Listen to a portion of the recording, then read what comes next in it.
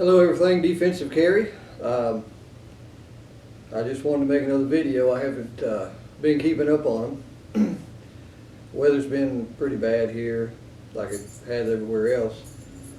I think today we're hovering right around about 22 degrees. I've not been outside too much. I don't have much to do outside. I want to give you an update on a couple of things. First of all, my deer season was a wash. I put out everything up there deer could want, didn't see a thing. Deer season goes out and they're all over the place, so who knows. Second thing is, I'll give you an update on my personal carry weapon. I've been carrying it now for, I think I bought this in June of this past 2019. Of course, I'm talking about my Colt Lightweight Commander. Yeah, it's loaded. I'm in love with this thing. So much so that I pretty much decided that there's no point in keeping anything else around other than some other 1911s. So it's just, I can't explain what it is about the gun. I shoot it so well. It's 45 auto. It carries so well for me. It carries so much better than even my old G26 that I carried appendix carry, which I'm kind of transitioning away from appendix carry in striker fired guns. It just occurred to me, you know, I've been doing a lot of training this past summer. I did, you know, the videos I did, just about all of them were done with the G26. And going back and realizing that I was starting to get a little overconfident with my holstering and things, and I had a tendency just to slap that thing back in there. One of you guys actually pointed that out in the comments. So I've decided to just kind of, if I'm going to carry appendix, I want something with a safety. And I'm kind of going full circle, coming back to hammer fired guns rather than striker fired.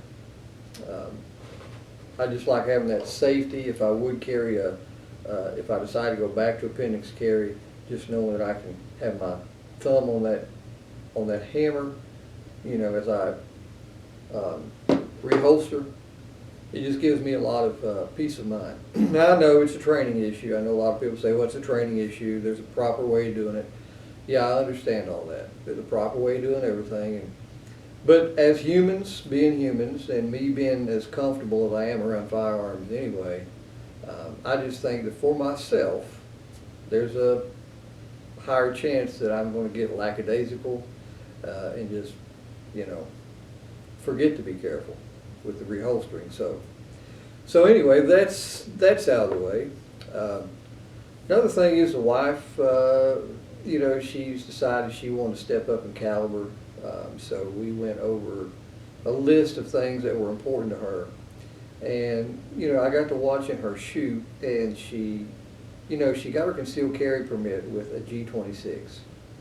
And I overtrained her for the test. I had her, she was able to keep all of her shots on a paper plate at 20 yards.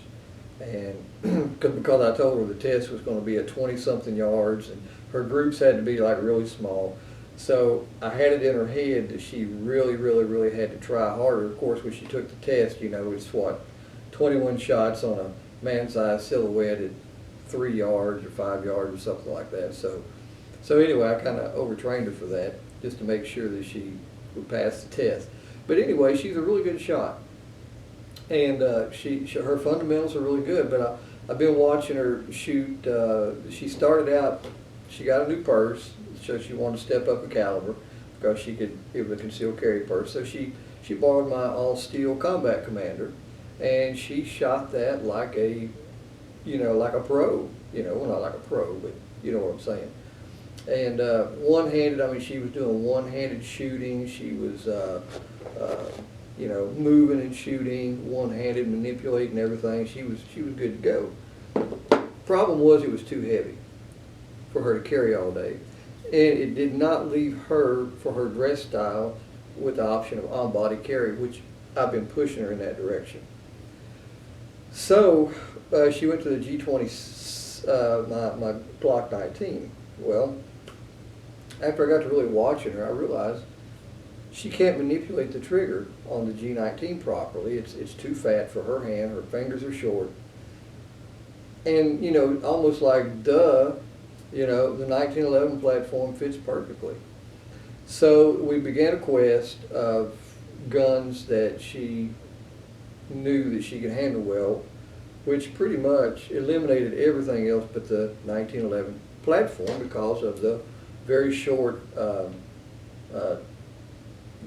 reach to the trigger.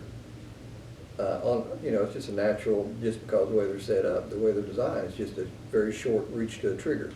And you can also change the triggers in them and put a shorter trigger in it. So anyway, we went to Bud. She held a lot of guns in her hand, and the ones that she just really felt good, confident with, she could manipulate the safety, reach the trigger, rack the slide, the whole 9 yards, was all the micro 1911 9mm and .380 style pistols. So we began a process of elimination last, I think it was Saturday, and we went to Bud's.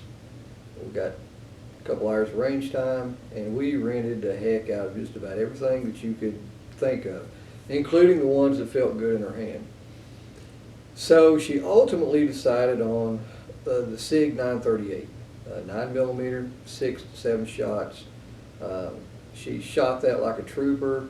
I had shot it initially, and in my mind I'm thinking this is going to be too snappy for her, but it wasn't. I mean, she shoots it very well. We're not talking about just shooting at the center, the bullseye of the silhouette target.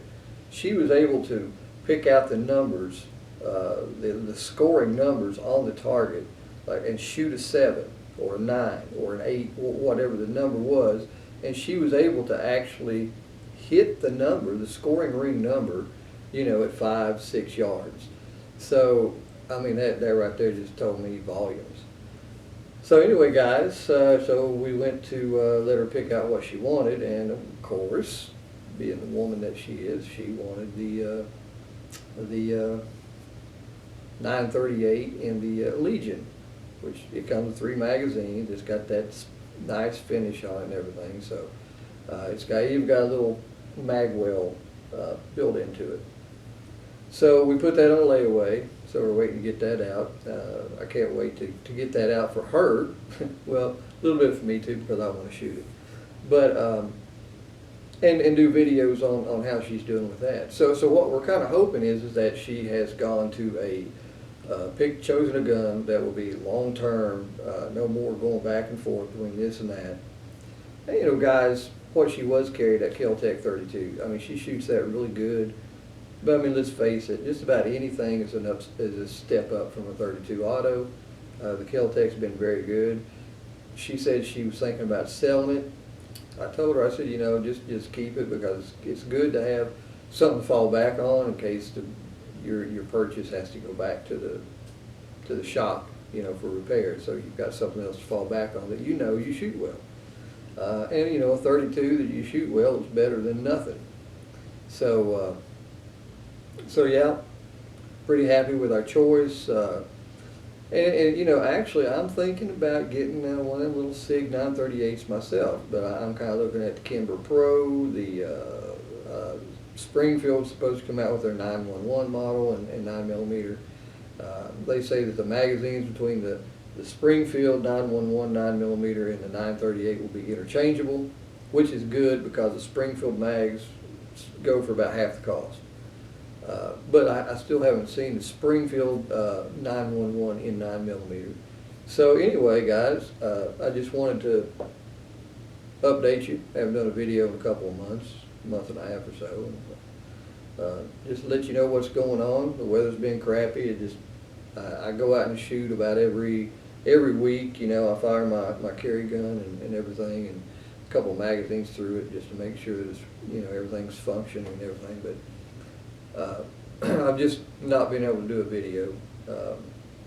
So Anyway, guys, also our thoughts and prayers are with all those patriots in Virginia today that are organizing and letting the Virginia legislature know their feelings on the gun control legislation that they're trying to cram down their throats. So our thoughts and prayers are with them. Anyway, guys, I'll leave you with that, and you all have a great day, and we'll see you next time.